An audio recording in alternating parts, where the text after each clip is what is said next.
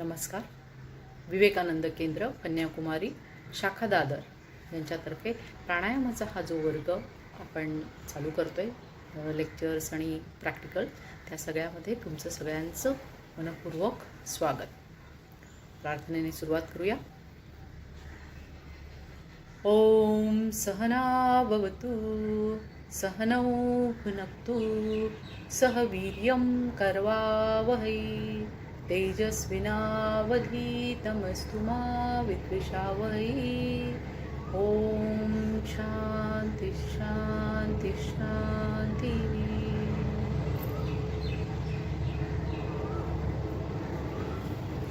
आज आपण बघणार आहोत आपली श्वसन संस्था आणि आपलं श्वसन.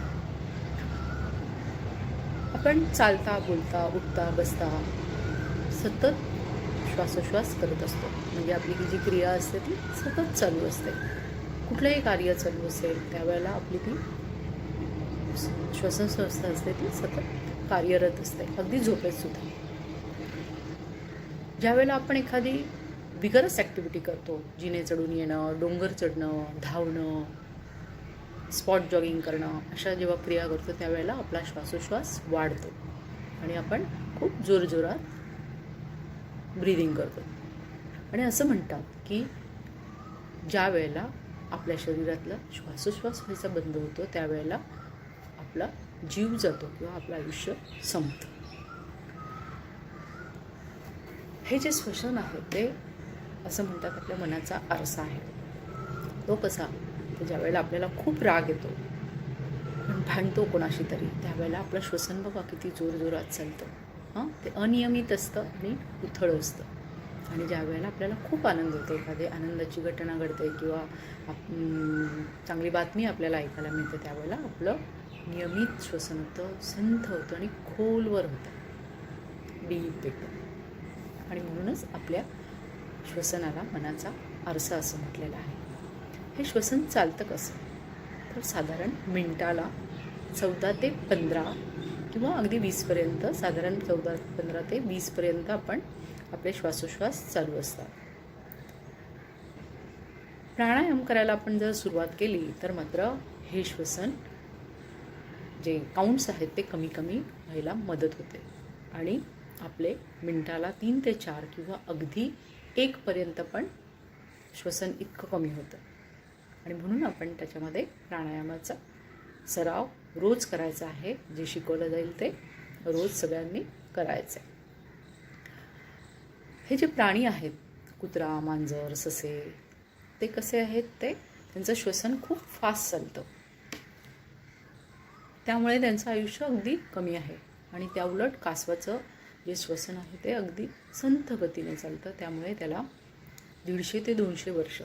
आणि हे जे योगी लोक असतात, योगाभ्यास करणारे, हिमालयात राहणारे, हे जे श्वसन करतात ते असं दीर्घ श्वसन करतात किंवा योगिक श्वसन, आणि त्यामुळे त्यांचं आयुर्मान वाढलेलं असतं. आता आपल्या श्वासातले 14 श्वास जर आपण वाचवले, आपण रेग्युलर 15 घेतो आहे आणि त्यातले 14 वाचवले, मिनिटाला एकच घेतलं तर तेवढे 14 श्वास पुढे जात आहे, हे आपल्याला कळलं असेल आत्तापर्यंत.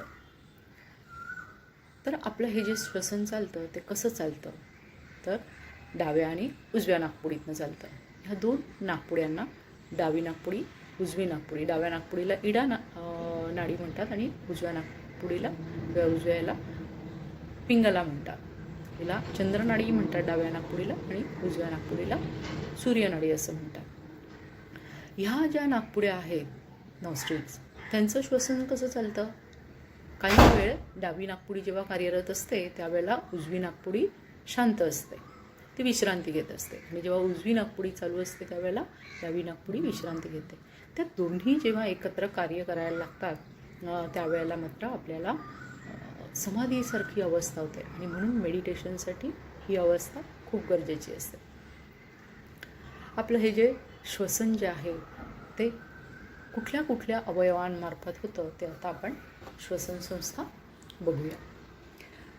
त्याच्या आधी श्वास घेण्याच्या क्रियेला पूरक म्हणतात, श्वास सोडण्याच्या क्रियेला रेचक म्हणतात, श्वास घेण्याच्या क्रियेला इनहेल किंवा ब्रीद इन असं पण म्हणतात, आणि श्वास सोडण्याच्या क्रियेला एक्झेल किंवा ब्रीद आउट असंही म्हणतात. तर हे इनहेलेशन आणि एक्झलेशन म्हणजे श्वास आणि प्रश्वास मिळून एक श्वासोश्वास होतो.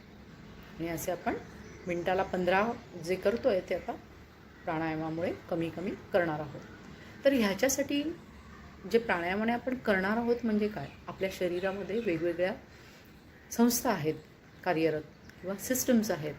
डोक्यामध्ये मज्जासंस्था आहे, छातीच्या ठिकाणी रक्ताभिसरण संस्था आहे, हृदयाच्या ठिकाणी जे फुफ्फुस आहे तिथून आपण श्वसन संस्था चालू असते, त्याच्या खाली पोटामध्ये पचन संस्था असते, मग नंतर खाली उत्सर्जन आणि प्रजनन अशा वेगवेगळ्या संस्था आहेत.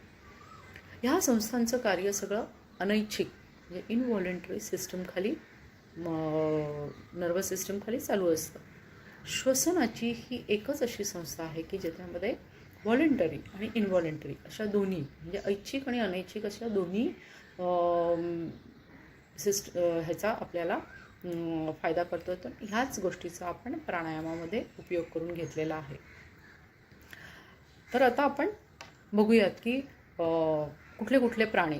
तर आपण बघितलं हे जे कुत्रा मांजर वगैरे आहे ते पण नाकाद्वारे आणि तोंडाद्वारे पण श्वसन करतात. खूप फास्ट असतं त्यांचं. बेडूक असतो तो स्किनद्वारे किंवा गांडूळ असतो तो त्यांच्या त्वचेमार्फत श्वसन करतात. बेडूक पाण्यात असताना त्वचेमार्फत करतो आणि पाण्यापर्यंत उभयचर प्राणी आहे, पाण्याच्या बाहेर येतो त्यावेळेला नाकाद्वारे श्वसन करतो. काही लोक काही जे मासे आहेत ते गिल्सद्वारे त्याच्याद्वारे श्वसन करतात. फक्त व्हेल मासा आणि डॉल्फिन ह्या दोघांची जी श्वसनाची क्रिया आहे ती साधारण मनुष्य प्राण्यासारखी असते. आणि त्यांचा जो श्वसनाचं जे कार्य चालतं ते ऐच्छिक आणि अनैच्छिक अशा नर्वस सिस्टमवरती अवलंबून असतं. तर आता आपण आपली श्वसन संस्था बघूया. त्याची सुरुवात नाकापासून होते. नाक आता हे दिसतं आहे त्याला 2 छिद्र आहेत, त्याला नॉस्ट्रिल्स म्हणतात किंवा नाकपुड्या म्हणतात. आणि ह्या नाकपुड्यांच्या आतमध्ये असंख्य केस आहेत. ते असेच आहेत का, तर नाही, त्यांचं काहीतरी निश्चित कार्य आहे. ते कार्य काय आहे तर ती हवा, जेव्हा आपण जी हवा घेतो, शक्यतो आपण झाडांच्या सानिध्यात राहून प्राणायामाचा अभ्यास करावा किंवा खूप झाडं असतील तिथे आपल्याला श्वासोश्वास करण्यामध्ये अगदी सहजगत्या करतो, कारण त्याच्यामध्ये ऑक्सिजनचं प्रमाण जास्ती असतं. तर असा हा जो श्वासोश्वास चालतो त्यावेळेला नाकपुड्यांमार्फत चालतो आणि त्या नाकातनं घेतलेली हवा केसांमध्ये गाळली जाते आणि त्याच्या आतमध्ये चिकट असा द्रव पदार्थ असतो, ओलसर असते तिथली आतली त्वचा नाकाच्या आतली, आणि तिथे जे धुळीचे कण असतात ते अडकून पडतात. मग अशी ही जी आणि ती जी गाळलेली हवा आहे ती नासिकांच्या छिद्रांवाटे त्या ह्याच्यामध्ये नेझल ट्रॅकमधनं घशामध्ये उतरते. घशामध्ये त्याला फॅरिंग्स म्हणतात. तिथे टॉन्सिल्स असतात आणि हे टॉन्सिल्स असतात ते बॉडीगार्डसारखे काम करतात. म्हणजे काय करतात तर ते जंतूंना अटकाव करतात. आता इथे जंतूंना अटकाव करतात, मग जंतूंचा अटकाव झाला म्हणजे त्यांना इन्फेक्शन पण आलंच त्या अनुषंगाने, म्हणून मग घशाला इन्फेक्शन होतं. आणि जी शुद्ध हवा आहे ती खाली गाळली जाते. ह्या घशाच्या खाली इथे स्वरयंत्र असतं आणि ते स्वरयंत्र त्याच्यावरती पण परिणाम होतो. आपण बघतो सर्दी जेव्हा होते त्यावेळेला आपल्याला घसा बसतो आणि आपल्या आवाजामध्ये घोगरेपणा येतो. तर हे जे स्वरयंत्र असतं त्याच्यावर खालच्या बाजूला एक झडप असते, त्याला एपिग्लॉटिस असं म्हणतात. आणि आपली जी श्वसन संस्था असते ती पुढच्या बाजूला असते आणि जी अन्ननलिका असते, श्वासनलिका पुढच्या बाजूला आणि अन्ननलिका त्याच्या मागच्या बाजूला. ज्यावेळेला आपण अन्न गिळतो त्यावेळेला श्वासनलिकेवरती ती झडप बंद केली जाते आणि अन्न श्वासनलिकेत जाण्यापासून वाचवलं जातं. तरीही आपल्याला कधीतरी असं होतं की एखादा अन्नाचा कण आपल्या श्वासनलिकेत गेला की आपल्याला ठसका लागतो. मग आपण काय करतो की तो खोकून अडकलेला अन्नाचा कण बाहेर काढतो. जोपर्यंत तो अन्नाचा कण बाहेर येत नाही तोपर्यंत आपल्याला खोकला येत राहतो. ही जी ट्रॅकिया आहे श्वासनलिका ती कशी आहे तर एखाद्या स्पायरल रिंगसारखी आहे. त्याच्यामध्ये सी शेप्ड असे कार्टिलेजचे रिंग्स आहेत आणि त्याच्या आतमध्ये पण सूक्ष्म अशा सिलिया आहेत, ज्या श्वासाला अजून शुद्ध करत करत खालच्या दिशेला ढकलतात. नंतर त्याच्या खाली 2 फांद्या फुटतात, उजव्या बाजूला आणि डाव्या बाजूला, आणि त्या 2 फांद्या त्यांना श्वासवाहिन्या म्हणतात आणि त्यांच्या असंख्य पुढे जास्ती फांद्या फुटतात आणि त्यांच्या त्या फांद्यांच्या टोकाला असे छोटे छोटे फुग्यांसारखे वायुकोश असतात. ह्या फांद्यांना ब्रॉन्क्युऑल्स म्हणतात किंवा ब्रॉन्काय म्हणतात आणि पुढे जे असतं ते एक सिंगल असतं त्याला वायुकोशाला अल्व्हिओलस म्हणतात आणि अनेक जे असतात त्याला अल्व्हिओलाय म्हणतात. तर असे जे वायुकोश असतात त्यांच्यावरती केशवाहिन्यांचं म्हणजे कॅपिलरीजचं असं जाळं असतं. शरीराकडनं वापरलेलं जे अशुद्ध रक्त असतं त्याच्यामध्ये कार्बन डायऑक्साईडचं प्रमाण जास्ती असतं. ते ह्या केशवाहिन्यांमार्फत ह्या अलीकडे वायुकोशात येतात. तिथल्या ह्याच्यातला ऑक्सिजन ह्या केशवाहिन्यांमध्ये जातो आर्टरीजच्या आणि त्या सगळ्या एकत्र ऑक्सिजनेटेड ब्लड असतं ते हृदयाकडे पोचवलं जातं आणि हृदय मग पंपिंग करून ते शुद्ध रक्ताचा पुरवठा संपूर्ण शरीराला करतो. अशा प्रकारे हे ह्या पातळीवरती कार्यरत.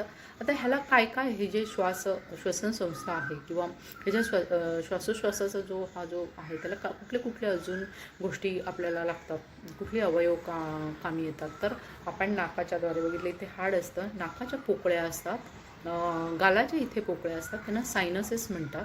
नंतर इथे घशाच्या इथे घशाचे स्नायू असतात, मानेचे स्नायू असतात. नंतर खांद्याच्या इथे पोकळ्या असतात ते खांद्यांचे स्नायू. छातीचा पिंजरा ज्या बरगड्या आपण म्हणतो त्या खूप मदत करतात श्वासोश्वासामध्ये. आणि खालच्या बाजूला इथे छाती डायफ्राम म्हणजे विभाजक पडदा तो असा डोम शेप म्हणजे असा घुमटाकार असतो.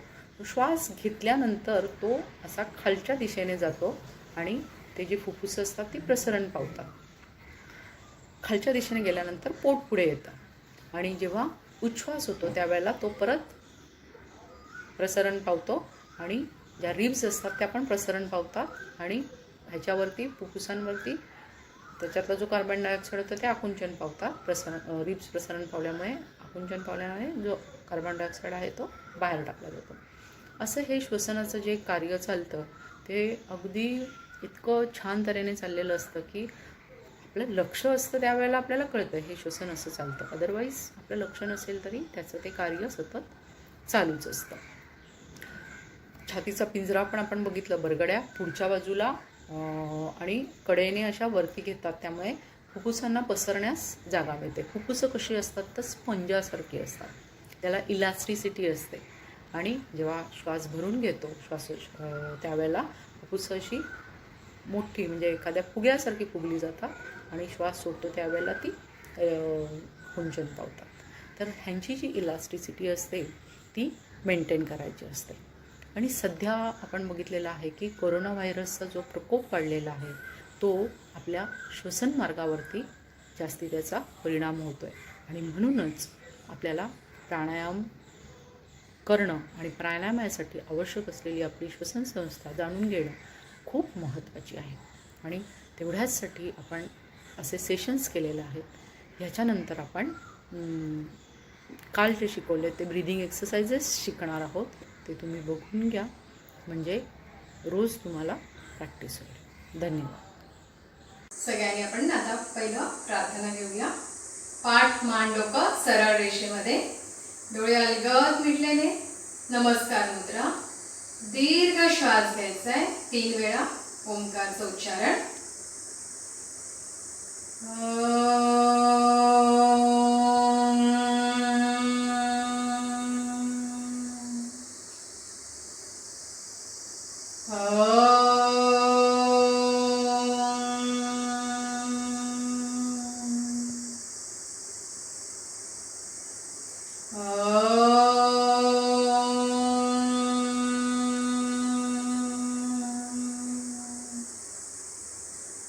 प्राणस्येदं वशे सर्वं त्रिदिवे प्रतिष्ठितं.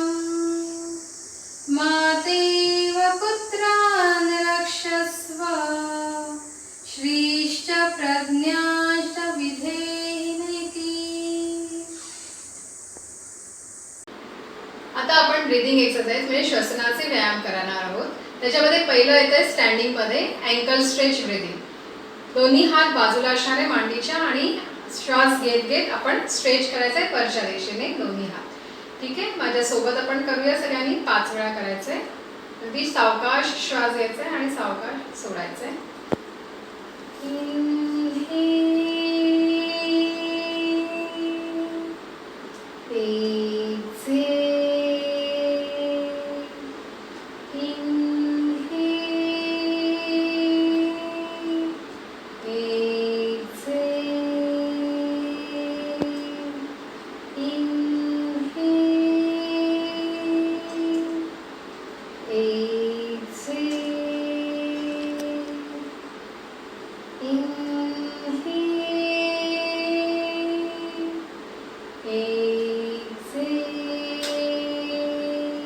Last. Inhale. Exhale. Relax.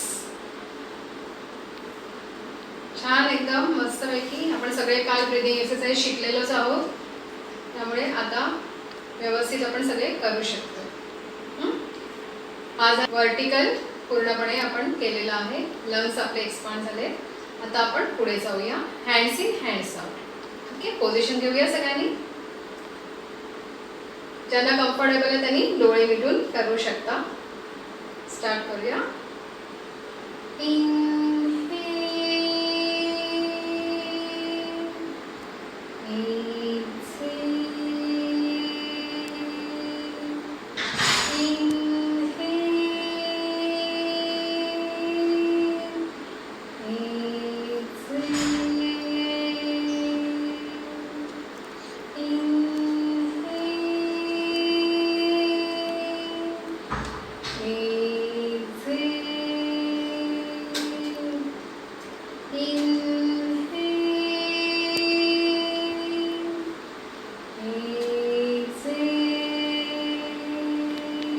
Last.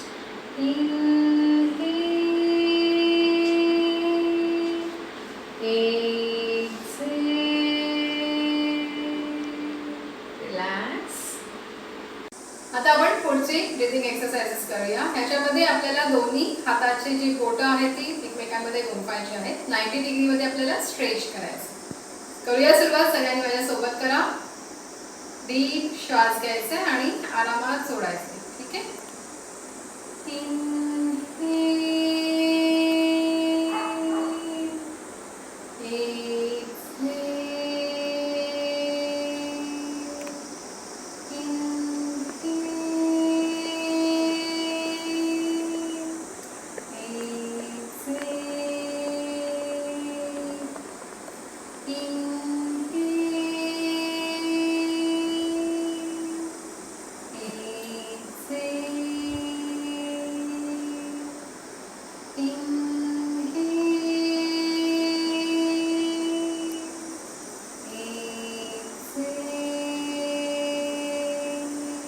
Last.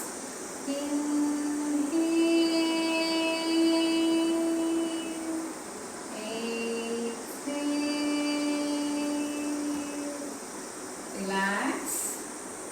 एकदम छान स्ट्रेच केलेलं आहे आपण. ज्यांना कम्फर्टेबल आहे त्यांनी डोळे मिटून सुद्धा केलं तरीही चालणार आहे. त्याच्यामध्ये आपण जास्तीत जास्त आपल्यामध्ये इन्व्हॉल्व्ह होऊन जातो. सो आता आपण 90 डिग्री केलं. आता 135. कपाळाच्या थोडंसं वरच्या साईडला स्ट्रेच करायचं आहे. पोझिशन हीच आहे. सुरुवात करूया.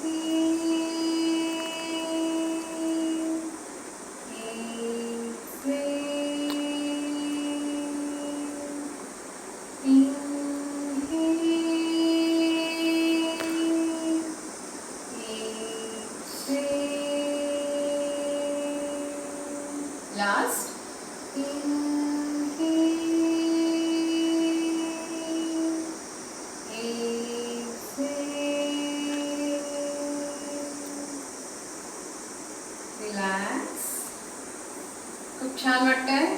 मस्तपैकी हात स्ट्रेच करतोय आपण व्यवस्थित.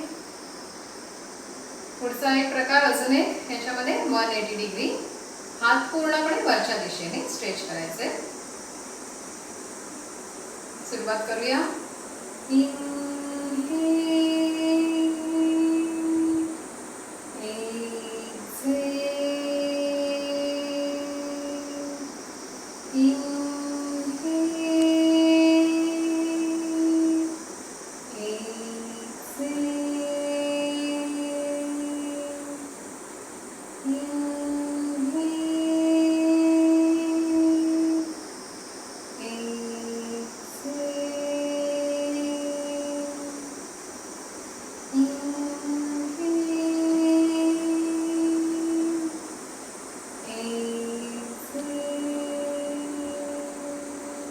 लास्ट.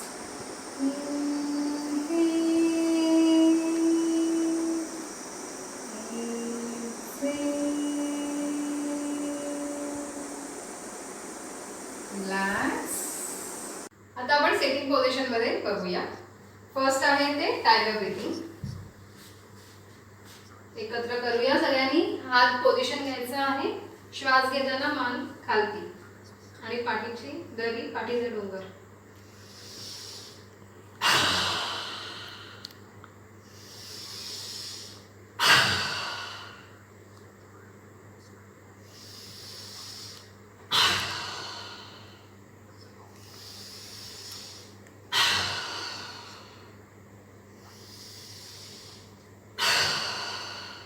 लास्ट.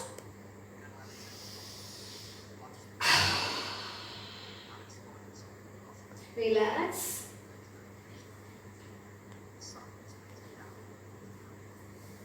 टायगर ब्रीथिंग झाल्यानंतर कॅट ब्रीथिंग. नाकाने श्वास घ्यायचा आहे आणि नाकाने सोडायचा आहे. पाठीची दरी, पाठीचा डोंगर. एकत्र करूया 5 वेळा.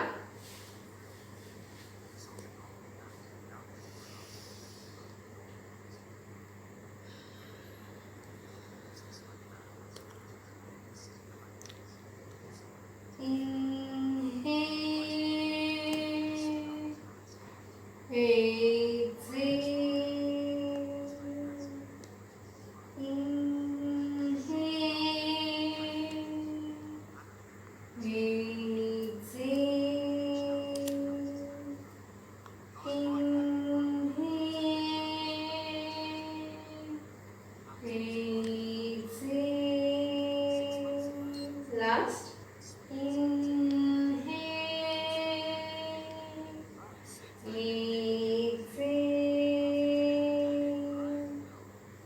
रिलॅक्स. टायगर आणि कॅट ब्रीथिंग झाल्यानंतर आता डॉग. जीभ बाहेर काढून पोटाचं फ्लॅपिंग. जास्तीत जास्त ड्राय करायचं आहे. म्हणजे जेवढी जीभ ड्राय होईल तेवढी आपली कपॅसिटी प्रमाणे. स्टार्ट करूया सगळ्यांनी एकत्र.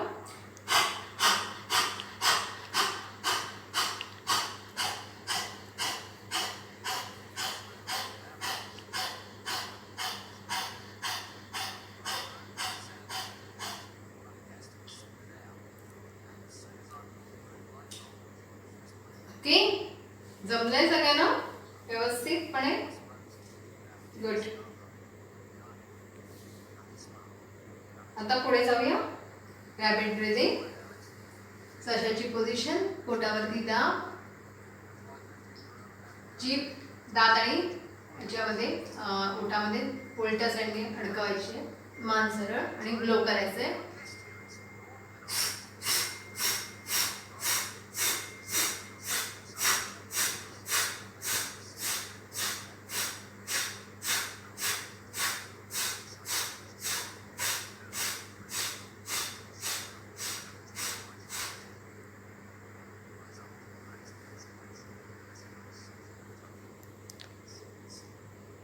Okay, easy. हे झालं रॅबिट. मगाशी पहिल्यांदा डॉग घेतला, आता रॅबिट केला. आता ह्याच्या पुढे आपण सिंह मुद्रा घेऊया.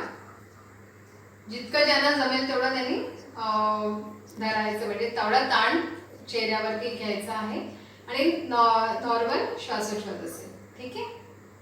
डोळे वरच्या दिशेने जीभ मागे म्हणजे पुढे यायला लागली.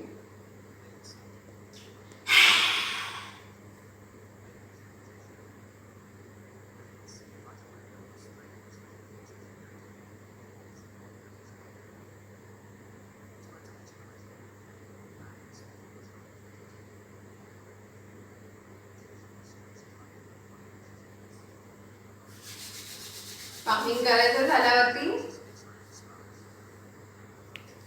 रिलॅक्स. सिटिंग पोझिशन झाल्यानंतर आता पोटावरती ब्रीदिंग एक्सरसाइजेस करायचे. त्यासाठी आपण पोझिशन घ्यायचं आहे आणि पहिलं आहे ते भुजंगासन श्वासन. श्वास घेताना मान वरती घ्यायची आहे, श्वास सोडताना खाली घ्यायचे. दोन्ही हात छातीच्या बाजूला. सगळ्यांनी सुरुवात करूया.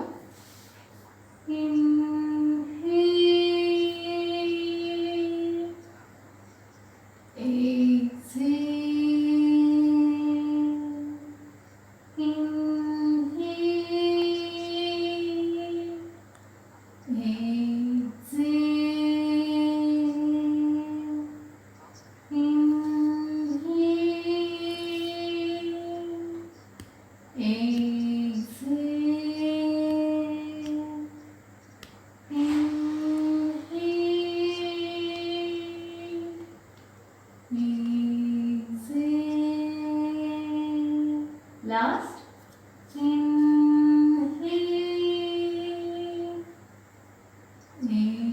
Exhale. Relax. मकरासनमध्ये विश्रांती. दोन्ही तळवे आतल्या साईडला आणि हात एकमेकांवरती घ्यायचे आहे.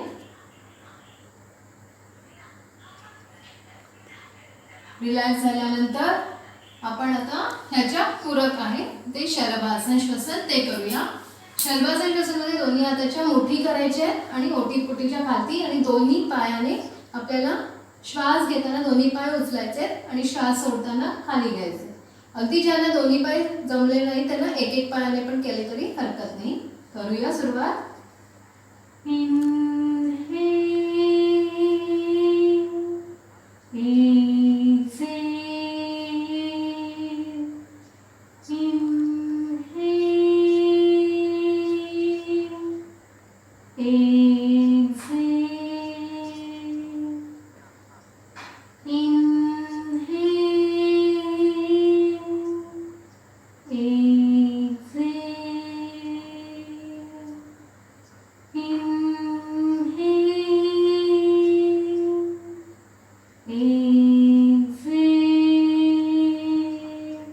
Last. Inhale. Exhale. Relax. पुन्हा मकरासनमध्ये विश्रांती. संपूर्ण श्वासावरती लक्ष. रिलॅक्स.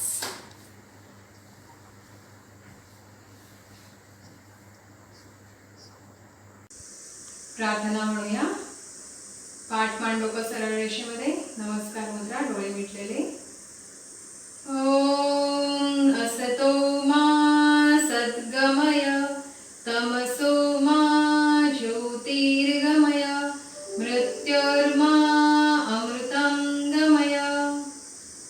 सर्वे भवन्तु सुखिनः. सर्वे सन्तु निरामयः. सर्वे भद्राणि पश्यन्तु मा कश्चित् दुःखभाग् भवेत्. ॐ शान्ति शान्ति शान्तिः. नमस्कार.